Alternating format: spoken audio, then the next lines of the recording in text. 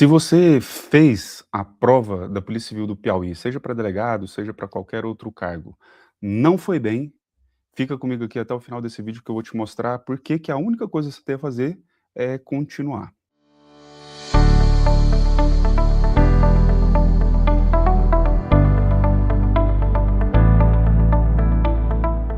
Para quem ainda não me conhece, meu nome é Moacir Neto, eu sou delegado da Polícia Civil aqui de Minas Gerais já há 13 anos.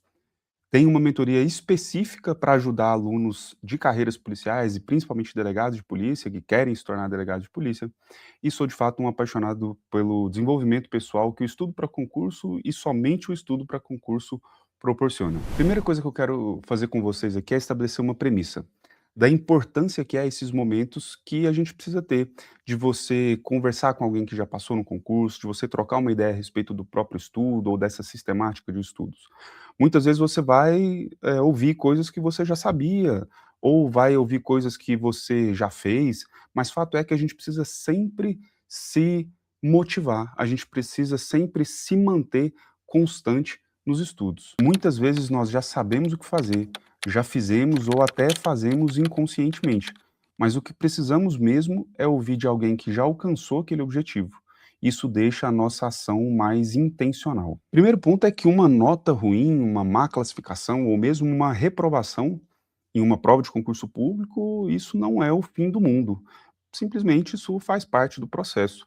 Eu lembro que meu pai já me falava que concurso público é a mesma coisa que uma fila. Você vai entrar ali atrás da fila, vai ficar, vai permanecer, até chegar a sua vez de ser aprovado.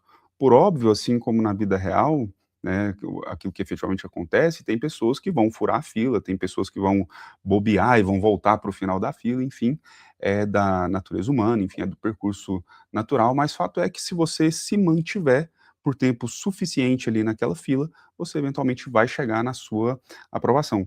Eu sei que é um dos maiores clichês no mundo do estudo para concurso público, e todo concurseiro odeia ouvir isso, mas é a mais pura verdade, que só não passa quem desiste. Uma prova não te define. A prova é um recorte muito pequeno de uma realidade muito maior.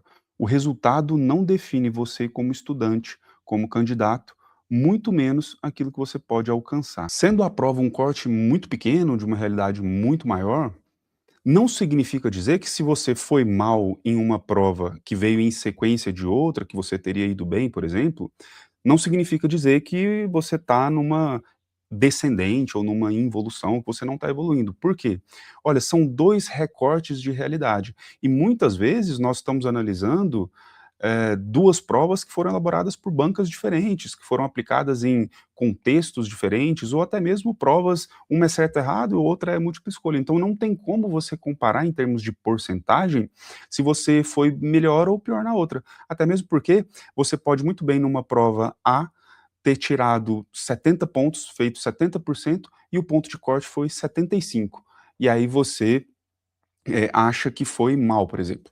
E na prova B, você tirou ali 69, mas o ponto de corte foi 70. Então, ainda que você tenha feito uma menor porcentagem na segunda prova, você ficou muito mais próximo do ponto de corte. Então, você foi melhor do que na outra, pelo menos nesse aspecto em específico, né, de ficar próximo ou não do ponto de corte. E é justamente por isso que eu sempre falo, pessoal, na mentoria a gente trabalha muito esse ponto, que é sempre ter critérios e parâmetros objetivos para acompanhar o nosso desenvolvimento. Eu, particularmente, gosto de alguns parâmetros. O primeiro deles é o parâmetro de aproveitamento de tempo. Quantas horas você está estudando, horas líquidas, né? Todo dia, toda semana. De nada adianta aquele candidato, aquele indivíduo que vai estudar e estuda muito bem 2 semanas e falha uma semana. Estuda muito bem 15 dias, falha 5 dias. Essa inconstância é o que faz você estar sempre voltando na fila. Você nunca permanece ali naquele seu lugar até chegar à sua aprovação. O outro indicador que eu gosto muito de usar é a respeito do aproveitamento nas questões. Então é aquele aproveitamento nas questões e em cada ponto das questões em cada assunto, né, de disciplina. Então, por exemplo, o aluno pode muito bem ter 75% de aproveitamento em direito administrativo, digamos, mas na parte de atos administrativos, que é um assunto muito importante para a prova de delegado, por exemplo, ele tem um aproveitamento só de 60%. Às vezes, um bom aproveitamento na parte principal, aliás, na parte inicial do estudo, está elevando a média dele, mas numa disciplina importante, num assunto importante, ele está deixando a desejar. Então é por isso que é muito importante a gente ter esses critérios objetivos, para mensurar se a gente está caminhando na direção correta ou não. Eu falo que o maior medo do concurseiro é estudar durante 6 meses, um ano, que seja, e não saber se está evoluindo ou se está deixando de evoluir. Isso segundo critérios objetivos. A gente precisa tirar aquele viés subjetivo. Não é porque você gosta de uma determinada matéria, que você trabalha com direito penal, que você é um advogado criminalista, que isso vai indicar que você vai fazer uma boa prova de direito penal. Muito pelo contrário. Às vezes você pode ser um muito bom advogado, ter vivência ali na prática, mas na hora de fazer a prova ali objetivamente você não se sai bem. Agora, fato é que toda experiência que você passa, isso tem que servir de algum modo para a sua preparação. Então, se você é daquele tipo de candidato que não espera sequer o transcurso do tempo para você levar o seu caderno de resposta, né, enfim, a sua prova para casa, para você poder corrigir, você vai se limitar a ver lá no site se você foi aprovado ou não. Esse tipo de concurseiro, ele não está vinculado, ele não está comprometido com esse processo. Então, o mínimo que você tem que fazer é ficar até o final, levar o seu caderno de resposta para você corrigir, para você aprender enfim, trazer uma melhora ali naquele processo, uma aprendizagem naquela experiência. Se você se limitar a errar e não se debruçar sobre aquele erro, isso é um convite para que ele se repita inúmeras vezes. O erro deve virar aprendizado, não frustração. Eu brinco muito com meus alunos que eu falo que existem 3 tipos de pessoas. Existe aquela pessoa que ela aprende com os erros dos outros, ela não precisa errar, ela observa tudo, ela aprende tudo, ela escuta tudo, está sempre atenta, e quando é a vez dela de fazer determinada coisa, realizar determinados projetos, enfim, ela já vai lá e faz da maneira correta. Esse é o tipo ideal de pessoa, é aquela pessoa que aprende com o erro dos outros, enfim, é aquela pessoa que hoje em dia é acima da média, é de fato fora da curva. A maioria das pessoas, pelo menos a maioria que consegue algum grau de sucesso, são pessoas que até aprendem com outras, né, enfim, são atentas, são abertas a ouvir, a aprender, enfim, tem essa humildade, mas tem determinadas experiências que ela tem que passar, parece que ela precisa errar por ela mesma para ela entender. Então eu posso muito bem chegar para você e falar assim: "Meu filho, você precisa fazer uma boa base se faz com estudo de doutrina, e você não acredita, você prefere ouvir lá o guru do concurso que fala que passou e foi aprovado e que você consegue também estudando simplesmente por flashcards, por planilhas, por, enfim, mapas mentais. E aí você precisa bater cabeça, ir lá e errar constantemente, errar sucessivas vezes para olhar para aquilo que eu estou falando, e não para aquilo que eu estou falando, que várias pessoas falam, né? E falar: olha, às vezes o que eu preciso fazer é de fato construir uma boa base, então eu vou lá e vou fazer. Mas, ou seja, você olhou, você viu, você aprendeu com o seu próprio erro e você seguiu em frente, foi lá e conseguiu. Agora, o terceiro tipo de pessoa, e aqui é a maioria das pessoas em geral, são aquelas pessoas que, mesmo com os erros dela, ela não aprende. Então é aquela pessoa que jamais vai ter a humildade suficiente para aprender com o erro dos outros, vai continuar errando do mesmo jeito e não vai mudar, e não vai ter essa humildade de aprender. Você deve ser capaz de se distanciar do seu contexto, olhar como se fosse um terceiro. Você está sendo constante? Você está se dedicando a esse projeto? Você está sendo fiel a si mesmo? Então você precisa usar essa experiência que você teve na prova, e na prova como um todo, desde o momento que você iniciou seus estudos para aquela prova, até a sua inscrição, até a forma como você foi fazer aquela prova. Eu conheço muita gente, por exemplo, que às vezes mora a uma distância pequena, relativamente pequena, do local de prova, em outras cidades, né, e a prova começa às 8 horas da manhã, a pessoa sai de casa 3 horas da manhã para não pagar um hotel. E às vezes, pessoal, não é porque a pessoa não tem condição mesmo não, é porque falta, inclusive, essa sensibilidade de chegar alguém e falar: "Pô, pega um Airbnb, divide lá com 20 pessoas, fica num hostel, dorme numa cama lá com mais 20 pessoas no quarto, não tem problema. O importante é que você acorde no outro dia descansado para fazer uma prova". Então, essa experiência como um todo, passando ali pela inscrição, o dia que você vai na prova, a forma como você vai, que horas você vai, o que que você vai comer, isso tudo tem que servir de aprendizado para você levar para suas próximas provas, para você levar para suas próximas experiências, e aí então ir refinando até você chegar à sua aprovação.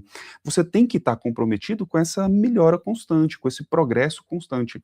Eu sei que é um clichê no mundo dos coaches e das pessoas que falam em desenvolvimento pessoal, mas se você se propuser a melhorar 1% a cada prova que você fizer, a cada experiência que você tiver, inevitavelmente você vai chegar ali no seu sucesso, na sua aprovação. Agora vamos para a parte mais prática desse vídeo aqui. O que fazer depois da prova? Eu vou dividir basicamente em dois cenários, entre a pessoa que foi bem e a pessoa que foi mal. Só que a pessoa que foi bem, nós vamos subdividir entre a pessoa que foi bem e foi aprovada e a pessoa que foi bem e quase foi aprovada.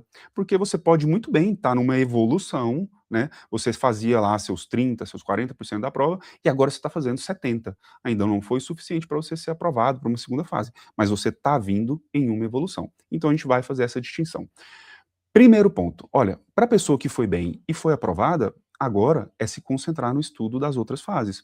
Ah, mas eu estou por um do ponto de corte. Ah, mas eu estou dependendo de uma ou até duas anulações. Meu filho, estuda como se você tivesse passado. Porque se você esperar a publicação do resultado definitivo, vai ficar um tempo muito curto para você se preparar para uma fase dissertativa, que é uma prova dissertativa, às vezes com peça prática, enfim. Então, desde já, vai se preparando. É por isso que lá na mentoria a gente fala o seguinte: olha, desde o início do seu estudo, você vai ter a preparação, claro, em sua grande parte para a prova objetiva, mas a gente também já vai olhar para a prova dissertativa e também para a prova oral. Uma vez por mês a gente faz um simulado de questão dissertativa com correções personalizadas e uma vez a cada 2 meses a gente faz um simulado de prova oral, que é para os nossos alunos irem já se ambientando. E é muito importante isso. Primeiro, são duas fases que inevitavelmente vocês vão passar no concurso de vocês. Outra, existem alguns concursos, a exemplo do que foi Ceará, Polícia Federal, São Paulo é assim, de que a prova DF vai ser assim, inclusive, de que a prova dissertativa é no mesmo dia da prova objetiva. Então você não tem mais aquele tempo para se preparar, você já tem que estar ali bem em responder uma prova dissertativa, questões subjetivas ou mesmo fazer uma peça prática. Por isso que é muito importante, desde o início, você já adotar essa estratégia. Então, se esse é o seu caso, se você foi aprovado, ou está muito próximo, né, de ser aprovado, dependendo de uma anulação ou duas, comece a estudar como se fosse fazer uma prova subjetiva. E o meu conselho, procure um cursinho, procure uma mentoria especializada em prova dissertativa. Existe uma forma, um padrão de você responder, existe ali um roteiro a se seguir para você responder uma boa prova e também um roteiro a se seguir para você fazer uma boa peça prática. Então, é inevitável que você conheça, é muito importante que você conheça esse roteiro, que você conheça essa forma de expor o conteúdo. Agora, para a pessoa que foi bem, mas não foi aprovada, meu amigo, é persistência. É questão de tempo. É questão de você persistir e perseverar nesse caminho. Eu costumo falar que muitas vezes a gente escolhe o cargo. Então você começa a estudar para delegado de polícia, você quer estudar para delegado de polícia e você direciona. E isso é muito importante, muito bom, porque hoje os concursos estão cada vez mais especializados. Você dificilmente consegue conciliar o estudo e conciliar de forma eficaz, né, o estudo para delegado, para juiz, para promotor, para defensor, porque são carreiras muito distintas e formas de cobrança muito distintas. Então, para você em específico que foi aprovado, a questão é continuar. Você escolhe o cargo, mas muitas vezes é o concurso que vai te escolher. Você vai começar a se preparar, fazer uma boa preparação, não vai ser aquele aluno que vai ficar pulando de edital em edital, e aí quando você estiver lá no ápice da sua preparação, é publicado o edital de um concurso, e aí é esse concurso que vai te escolher e que você vai ser delegado ali naquela região, e muitas vezes vai ser o ponto de virada na sua vida, enfim, um ponto em que vai mudar por completo a sua trajetória. Eu, por exemplo, sou natural de Goiânia, sou natural de Goiás, passei a vida inteira em Goiânia e Goiás, e hoje sou delegado em Minas, já estou em Minas há 13 anos e já virei mineiro comedor de pão de queijo. Então, A questão é que você se prepara para um concurso, né, se prepara para uma carreira, mas muitas vezes é o concurso que te escolhe. Então, se você está nesse caso, né, ainda de evolução, é só questão de persistir. Agora o nosso último perfil, nosso último caso, que é daquele cara que foi mal, né, foi mal na prova, enfim, não sabe o que fazer. Olha só, você precisa primeiro analisar tudo que a gente já falou a respeito de como foi a sua experiência, de como foi ali a sua prova, de como foi a sua preparação. Evite mudanças bruscas. O processo de aprendizado é lento, gradual e demanda constância. Você não precisa reinventar um método de estudo. Você deve permanecer fiel a um método que já foi comprovado. Um dos piores erros de quem estuda para concurso público é ficar a todo momento corrigindo rota. Todo momento corrigindo rota. Então ele começa a estudar por doutrina, aí ele foi reprovado, aí ele começa a estudar por resumo, aí ele foi reprovado, aí ele começa já a estudar por flashcard, aí ele foi reprovado, aí ele começa a voltar a assistir aula. Então, o maior erro é esse. Por quê? Porque você deve adotar um método de estudo, um método que já foi comprovado, um método que, se você seguir, vai dar certo. E esse método, meus amigos, é o estudo por doutrina, não tem jeito. É impossível não dar certo se você se comprometer a médio e longo prazo. Não estou dizendo que não é possível você ser aprovado estudando, por exemplo, por resumo. É possível, mas pode ser que dê certo. Na doutrina, não. Você, com certeza, vai atingir a sua aprovação, desde, claro, você se comprometa com esse progresso, com esse processo. Mas, enfim, o ideal é que a gente escolha esse método que já foi comprovado, que tem ali, que realmente vai dar certo, e você se mantenha fiel a ele, tanto ao método quanto ao material. A ideia é que a gente construa cada vez mais familiaridade com o nosso material. Então, se você constantemente, de prova em prova, edital em edital, você muda de material, é como se o seu cérebro entendesse que você estivesse recomeçando do zero. A ideia é que você passe mais de uma vez pelo mesmo material, que você vá criando familiaridade, que chegue lá no dia da sua prova, caiu lá concurso de pessoas, você já sabe que tem uma tabela no seu material, que fica ali no canto direito da página, lá no alto, e você lembra visualmente daquele material. Você pode não lembrar até ipsis literis, né, o que está escrito ali expressamente, mas você lembra a ideia e, por consequência, você consegue acertar a questão. Então a dica que eu tenho para vocês é não façam mudanças bruscas. Acreditem, vai dar certo, confiem no processo, confiem em vocês.